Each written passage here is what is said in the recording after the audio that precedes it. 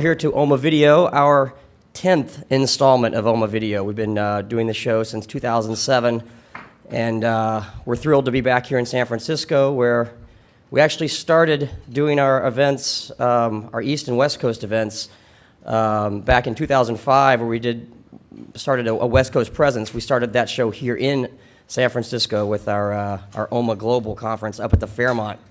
And I just remember staying down here and walking up that hill to the top of the hill to the Fairmont. I regretted staying down the hill. So we enjoy always coming back to San Francisco and doing shows here. So this is, again, our 10th OMMA Video. MediaPost, we publish the Video Insider, as well as the online Video Daily. And so hopefully you folks are subscribing to that and staying in touch with all the things that our fabulous writers and editorial folks are covering in the space. Today we have a great program lined out for you with some fantastic speakers. Just a couple of housekeeping notes for you. We do have complimentary Wi-Fi sponsored by Juiced Media. And if you are having trouble, please grab one of the MediaPost folks, but we should be pretty well connected now. Just basically go on, hit a browser, and you select the San Francisco Marriott Meeting Room network, and then the passcode is Get Juiced, and it's all caps. So that's the Wi-Fi, and then of course we have a lunch presentation today from Tidal TV, which will take place in this room, and then coffee breaks throughout the day. So. Without further ado, I'd like to actually recognize the gentleman who is responsible for the programming of today's events. Ross Fadner is our event content director at MediaPost.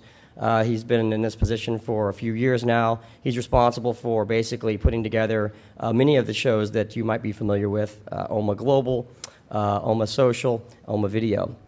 Ross spent several years as a bench reporter for MediaPost and is now primarily heading up the event content duties here at MediaPost. So without further ado, I'd like to bring up our show MC, Mr. Ross Fadner.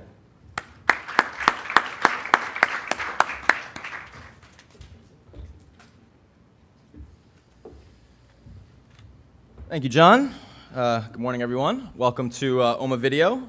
As John said, I am Ross Fadner, MediaPost's event programming director.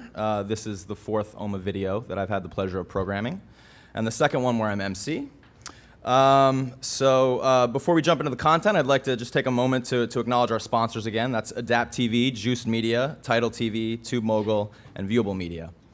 Online video, as it relates to content companies, producers, distributors, brands, agencies, ad networks, exchanges, ad technology and services firms, content delivery networks, measurement, auditing, research firms, and video technology companies and providers, and anyone else who doesn't fall into that bucket. It's a broad, complex topic, one that would probably require a full week just to adequately hit on all the right touch points. Yet for all the cooks in the kitchen behind a given piece of video content, the end user is still just clicks on a single button to make that video play. However, it's behind-the-scenes tech complexity that may go some way towards explaining why online video advertising still has a long way to grow. According to September data from ComScore, video metrics, a little less than 60% of the US population is viewing videos on the web, whereas about 50% of the US population is viewing video ads. And while that stat shows steady improvement, the average American video consumer consumed 19.5 hours of video content last month, but he or she only saw 45 total ads. And here are some new stats prepared by ComScore, especially for this event. Just 1.4% of time spent watching online video was spent watching ads in September, which equates to about 72 content minutes per ad minute. And of course, that doesn't even compare to television, which averages about one ad per 3.3 minutes of content. Obviously, no one is saying that the ad load for online video should mirror that of television, but the big divide between the two is interesting food for thought, so it's fitting that we debate the subject here today at OMMA Video. But before we get there, we have an entire morning devoted to the future, that is, the future of branded, original, and TV video content and consumption. Our opening panel features buy-side and consumer insights specialists who will debate the future of free TV content on the web at a time when some broadcast networks are cutting back on what they offer for free online. How will consumers respond to these changes? How will advertisers? And should buyers even care? Our second panel looks at the growing importance of YouTube's partner channel program. Comscore recently started chronicling the massive traffic that some of these rapidly growing content companies are generating. We have some senior reps here from many of these new media moguls today to reveal the growing reality of YouTube as the next MSO. Then, just before lunch, we have a special treat for you, a college student panel organized by youth marketing experts from Mr. Youth, who have invited the students from the City College of San Francisco to reveal their TV video consumption habits across screens.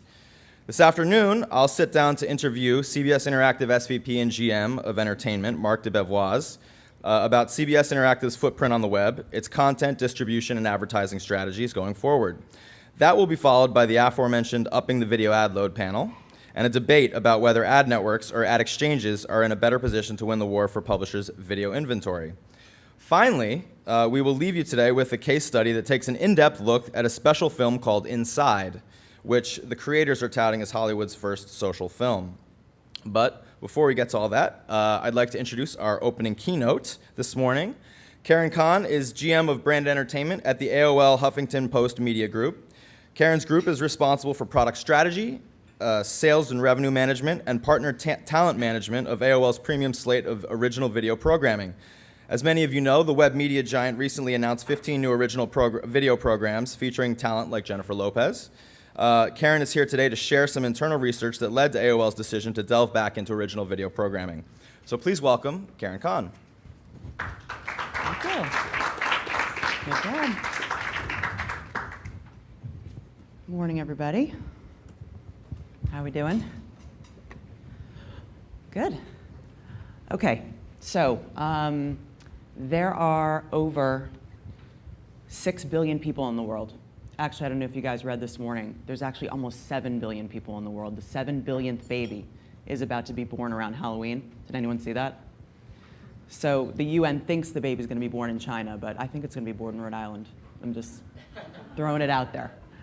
So almost 7 billion people, right? 2 billion people right now own devices that can view and share content, right? So PCs, laptops, smartphones, iPads, et cetera. So 2 billion out of the 7 billion people own devices where they can view and share content. In 2015, there'll be 15 billion devices that are going to be viewing the content that we're making. So this is a staggering amount of devices that are going to be looking at the stuff that we build. So we better build stuff that's really good and based on data. So why do we create content? We create content for all of these people. And what are people doing? They're browsing, they're reading, they're watching video, they're reading ebooks. They are generally consuming content.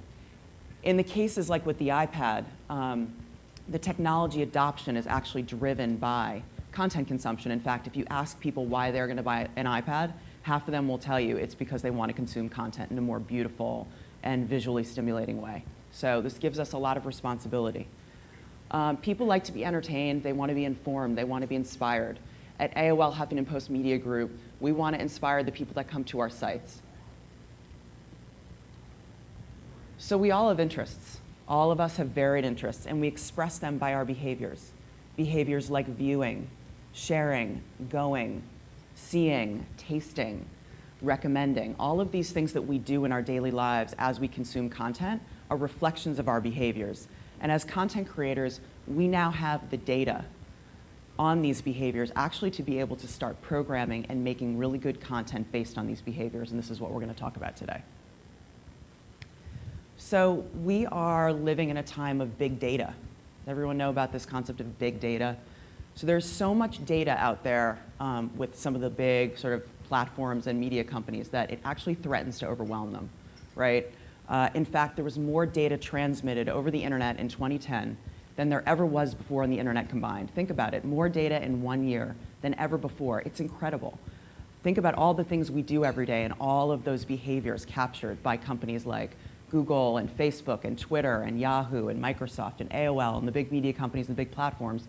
We all have treasure troves of it, which is great, but what are we going to do with it? That's the question, right? Are we going to make programming decisions based on these behaviors and this data? so we can, in fact, serve up better programming that's more relevant in a more timely way. So lots of data. There's lots of companies in the Valley that are springing up just to manage this data. Lots of big companies that have data, but not all have production capabilities. So, you know, when you look at sort of a Google or a Facebook, the most enormous platform on the globe, but they don't make anything, right? So then there are companies that actually have the data and produce.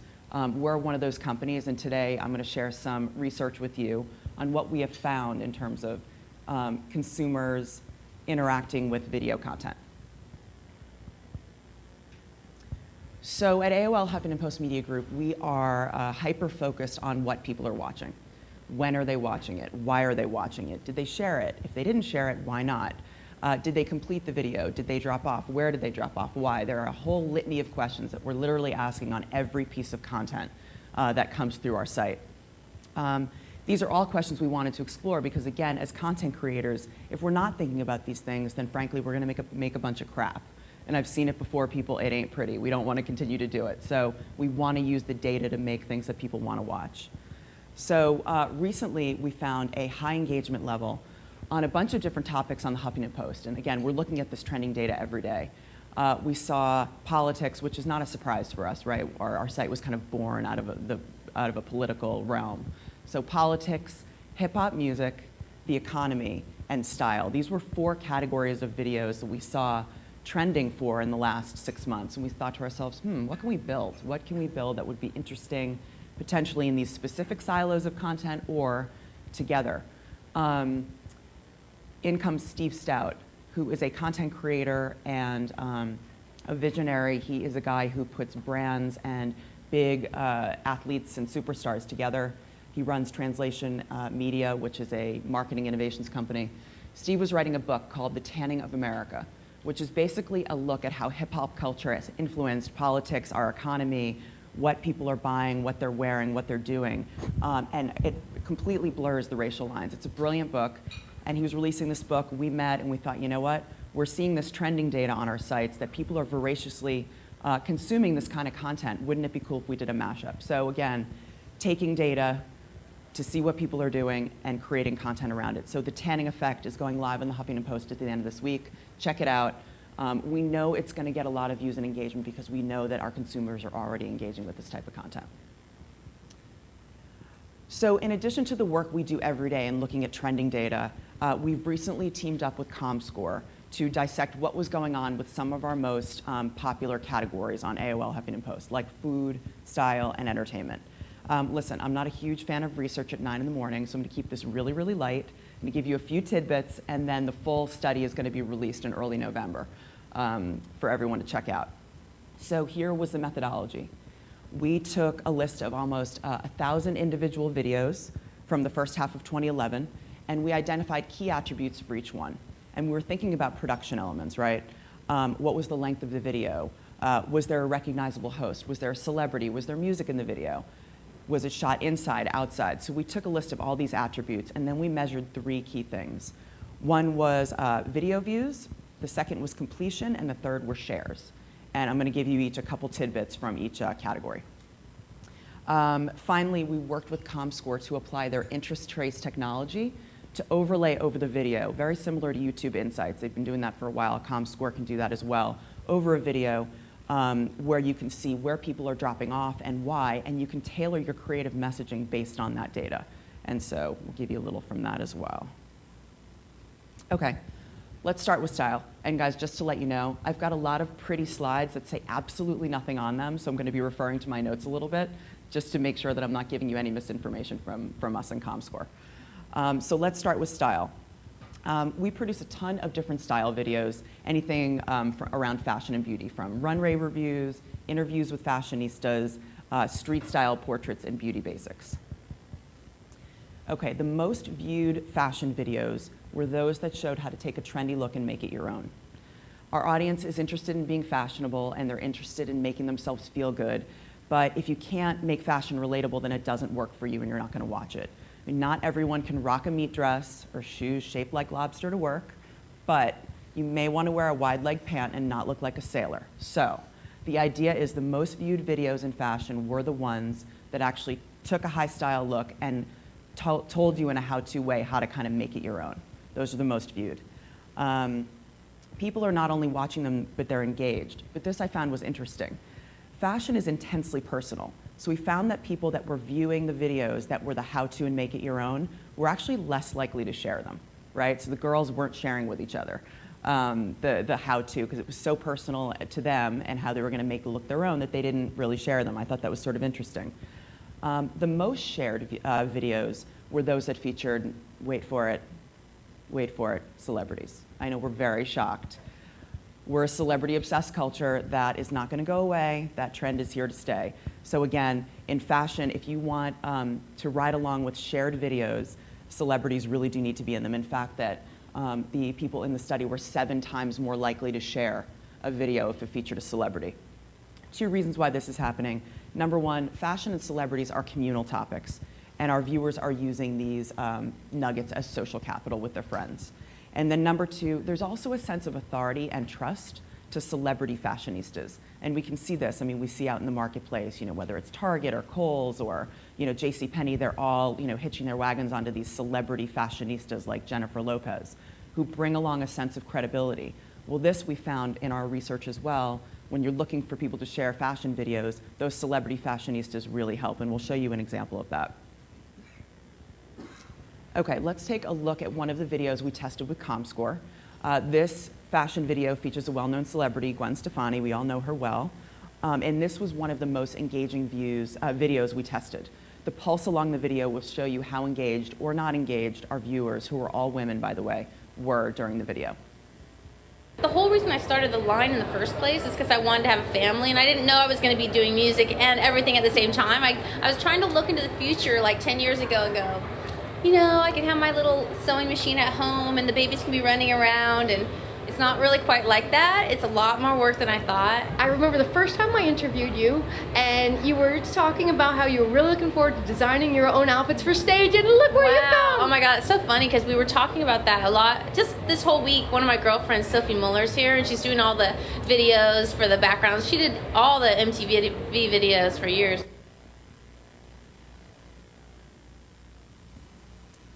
Okay, so this is the entire video with the interest trace overlay and some things that we saw. So the popularity of Gwen Stefani did drive video views, but it was the way viewers related to her, and they called her, actually we asked people to comment on how they felt about Gwen, and they called her relatable and genuine. It was the way they related to her that drove the engagement. What was the most interesting about this is you could see when the camera was on Gwen, the interest continued to rise, but then when it went to the host, it dipped dramatically.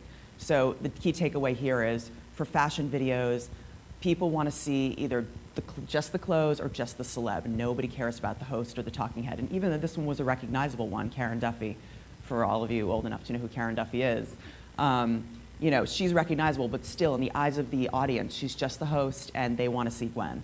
So again, if you're looking for shares, focus on the celebrity, don't worry about the talking head, and keep the focus there. And when you're thinking about a brand, brands should think about how they can wrap around the celebrity when they're looking, again, if shares is what they're after.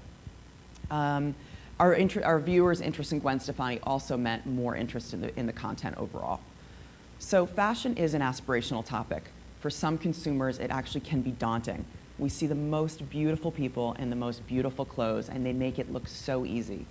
And a lot of us want to be part of the fashion world. In fact, all of us have to. We all have to wear pants, right? If you're a brand who wants to align with fashion videos, it's all about making fashion relatable to your audience. Genuine, personable celebrities resonate well, as do everyday adaptations of runway looks. So that is fashion. Again, a few tidbits from each. Full findings will be released.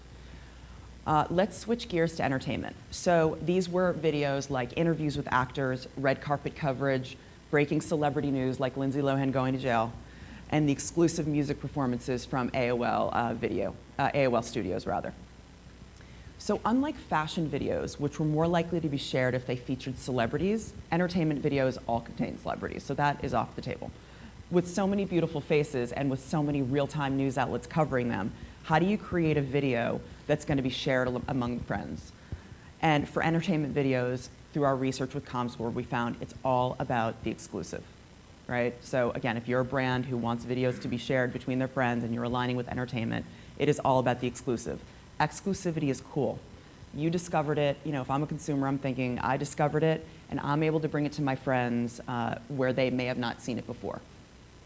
We found that videos that were exclusive to the AOL network, like music performances from artists like Adele, filmed in our studios, were 2 times more likely to be shared between friends than any other entertainment videos.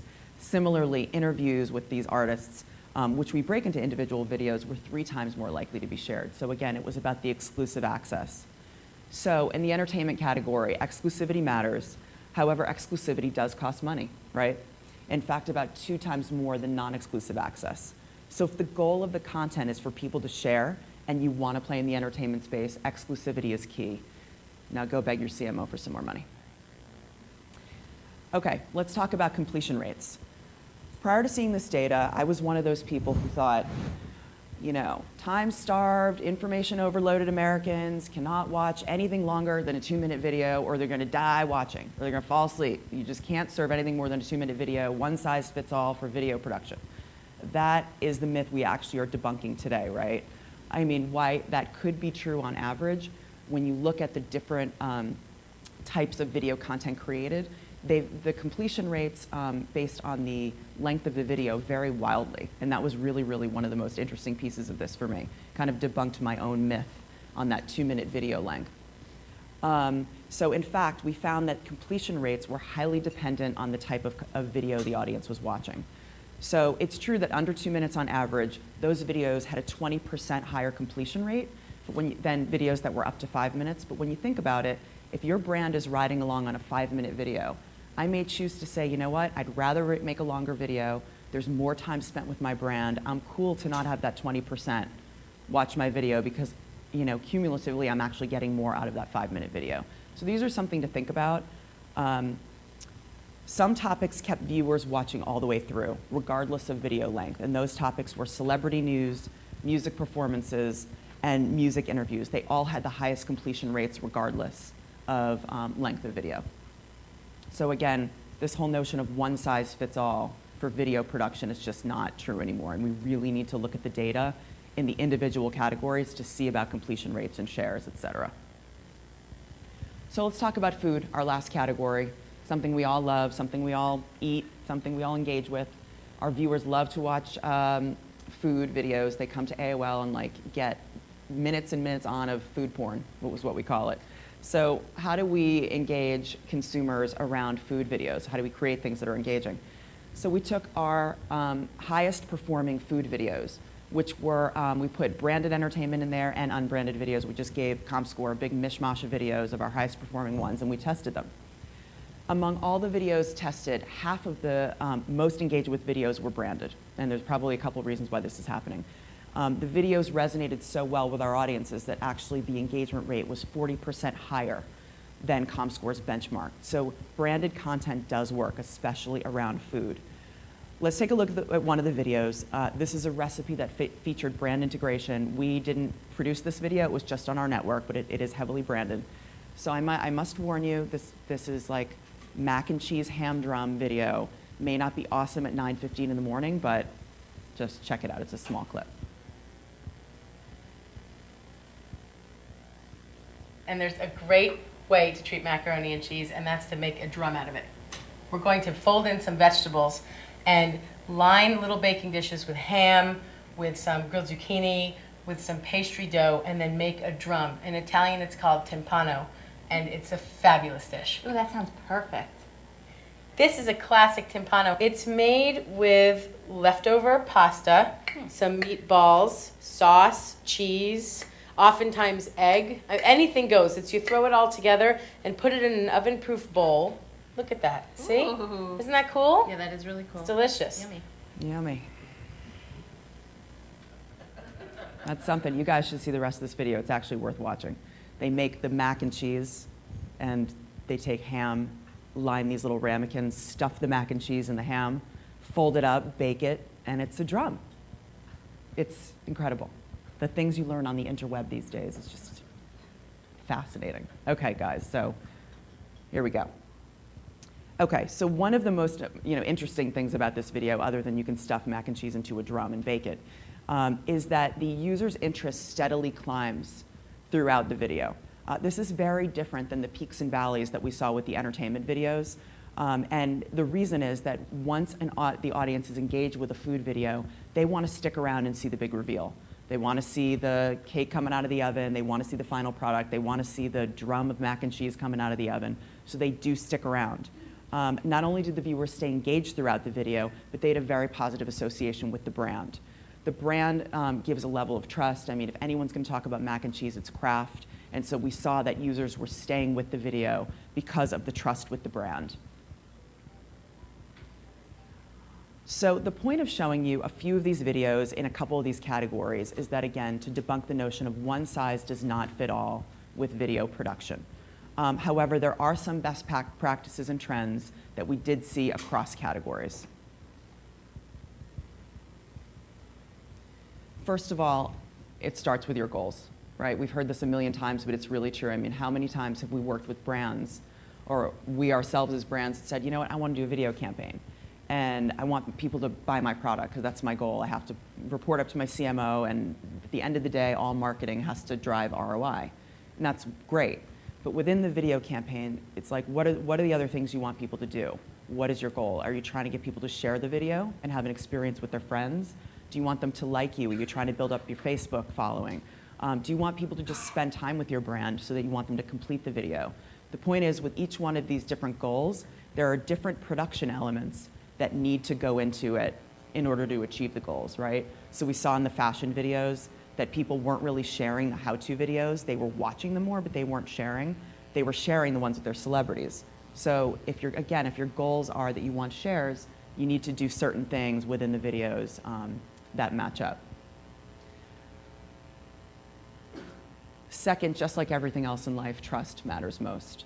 As viewers choose to watch videos, it turns out that it all comes down to trust. In fact, 72% of viewers said that a trusted site is the most influential factor when choosing which online videos to watch. And the second most influential factor was the person that sent you the video, right? So it was like, where did I get the video? What site is it from? And who sent it to me? And trust was really, in terms of sharing, the most important thing that viewers said that influenced them. Remember, we're talking about 48 hours of content uploaded every minute to YouTube. And that was a stat back in June. It's probably like 50 hours now. But it's a sea of content, and people need ways to wade through it, right? And find the stuff that's useful to them. So what happens? Most people get stuff that's shared with them. And people are going to watch and share, again, content that they trust, from people they trust and from sources that they trust. And also brands. Brands can play really, really well in this because people have, during our research, we found that brands are becoming increasingly a more trusted source of video content because, at least with a recognizable brand, consumers trust that it's not going to break their computer or be something inappropriate or something that they can't share or view at work. So the third thing that we saw across all categories, regardless of where it was be authentic. Authenticity impacted all viewership metrics. The celebrities that we tested that worked best were described as relatable, pleasant, and genuine.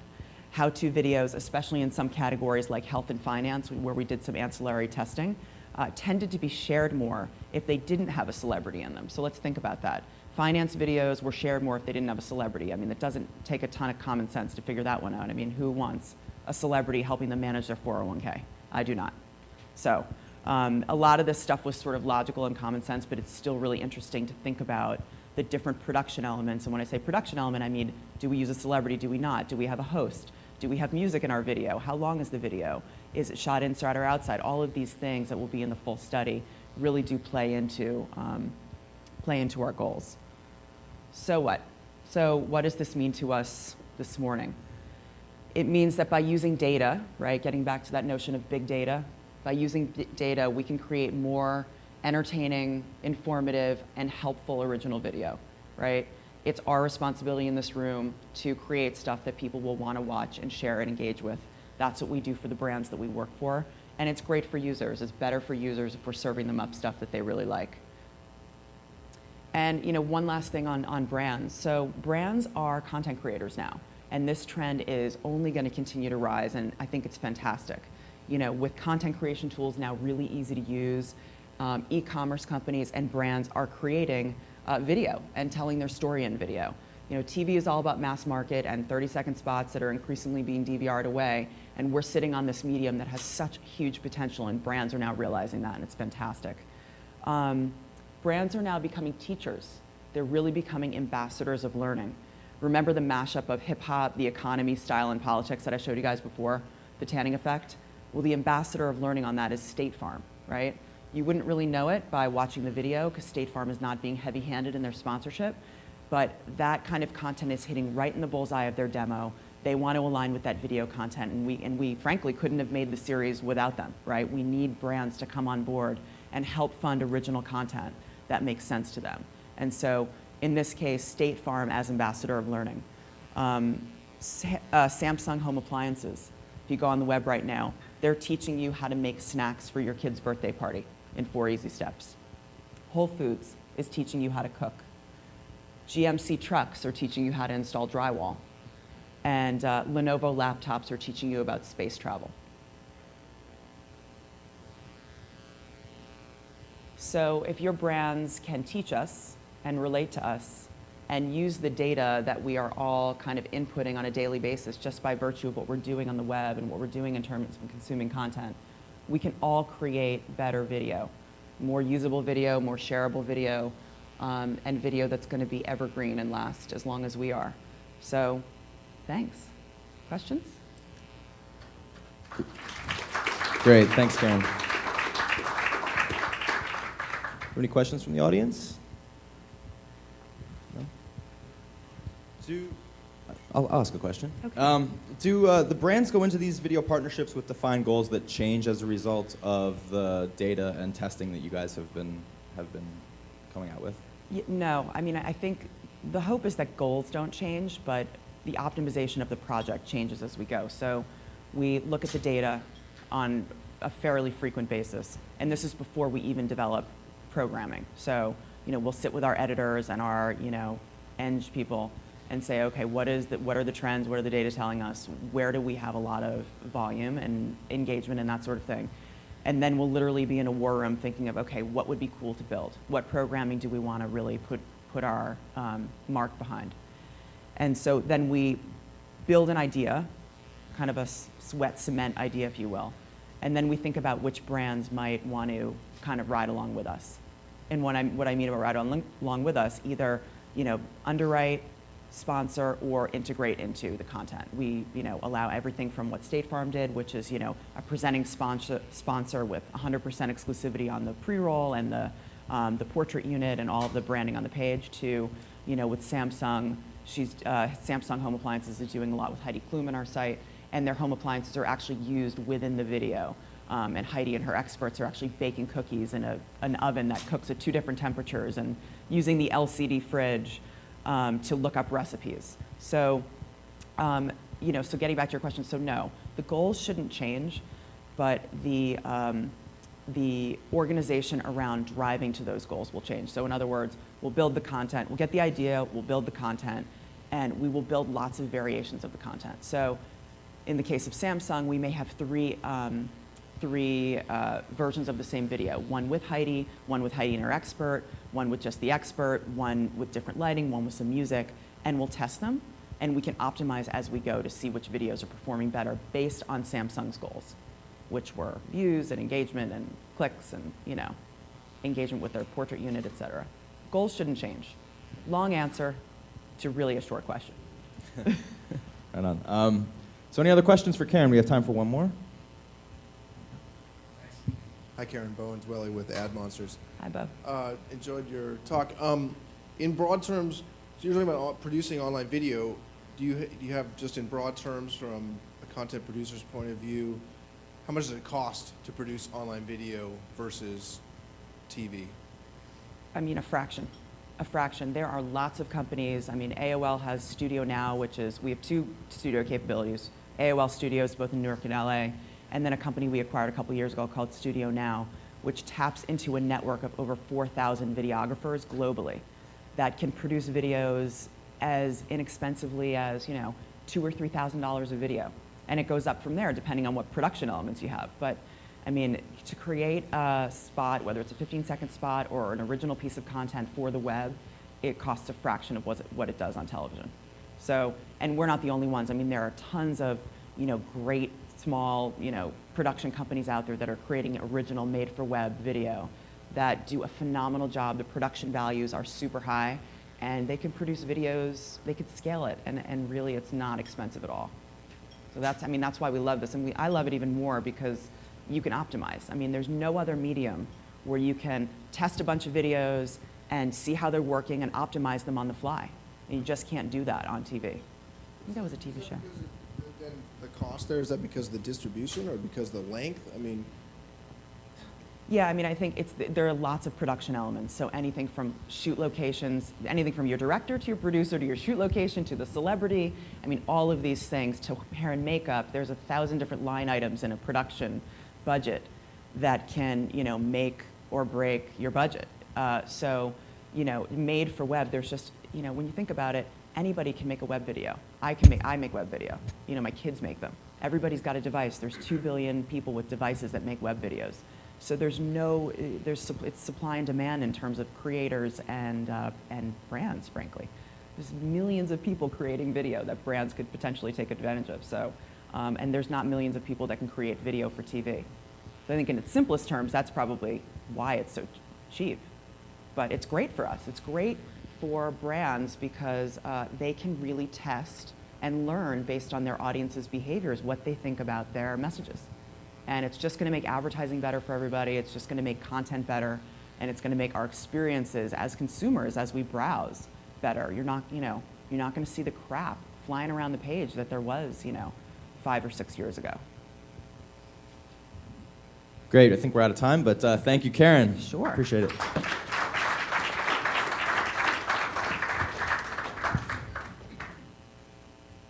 So next up, we have